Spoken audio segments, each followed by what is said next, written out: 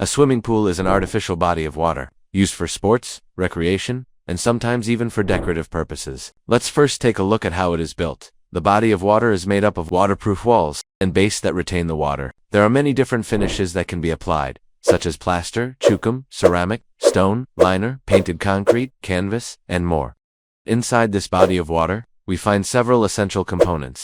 Skimmer. The skimmer is an accessory with a basket inside and a side tilting flap. It allows dirt and debris floating on the water's surface to pass into the skimmer, but prevents it from going back into the pool. The skimmer serves two purposes. 1. To clean floating dirt from the surface of the water. 2. To connect the pool vacuum hose through an accessory called a skimmer plate.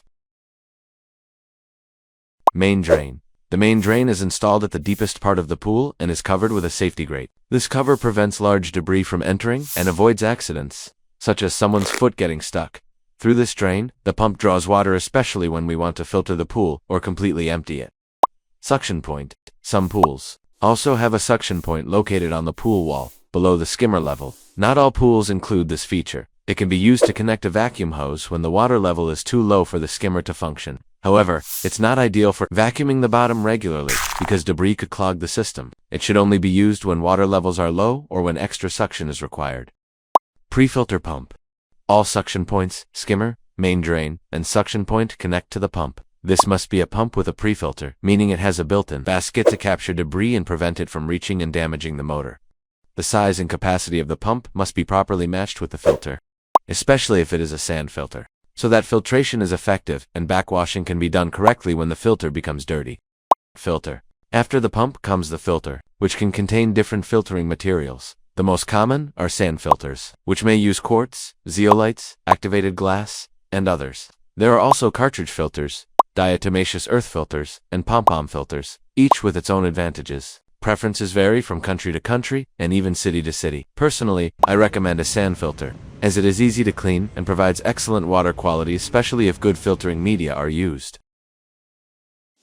In a sand filter, the water enters from the top, flows through the filtering media, and then exits purified, either back to the pool or to waste, depending on the valve setting. The impurities remain trapped in the filter media. The filter is equipped with a multi-port valve, which has different positions: filter, backwash, rinse, waste, etc. I'll explain each of these functions in detail in another video, which I'll link in the description. Returns. The returns are the outlets installed on the pool walls that expel the filtered water back into the pool. They should be located about 12 inches below the water line. This avoids creating surface jets that could raise the pH and ensures proper circulation, helping push floating dirt toward the skimmer. Valves. Throughout the pipework there are different types of valves that regulate water flow. Ball valves. The most common type, they are closed when the handle is perpendicular to the pipe and open when it is parallel. Diverter valves. These direct water flow to one line while cutting it off to another. Another important installation is the waistline that connects from the filter to the drain. This ensures that during backwash, rinse, or draining, the water flows properly to waste. A valve must also be installed on this line to prevent water loss in case of a malfunctioning multi-port valve. Extra accessories. Besides the essential system, there are several optional accessories you may or may not install. Waterfalls, or hydrojets, installed on the return line. They add decorative effects. Pool lights, submerged LED spotlights that work with a transformer at low voltage, making them safe for swimmers. Pump timers, automatically control the pump operation, useful for public or commercial pools. Pool heaters, gas, electric, or heat pump heaters that increase water temperature for greater comfort. As the pump runs, the water warms up. The warmer the water, the more disinfection and maintenance it requires. Remember, through the consultation button in the Drive Your Pool app, I can answer all your questions. Filling pipe, so you can fill the pool anytime you need in a comfortable way. Electrical protections, installing circuit breakers and protection devices is highly recommended to prevent damage to equipment and avoid fire risks. Mobile maintenance tools. For proper maintenance, you also need mobile accessories.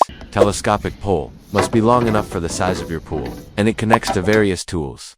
Vacuum head or cart. Available in many models. The best are flexible and weighted, as they adapt to the pool shape and are easier to maneuver. For liner pools, avoid wheels. Use a brush-type vacuum head instead.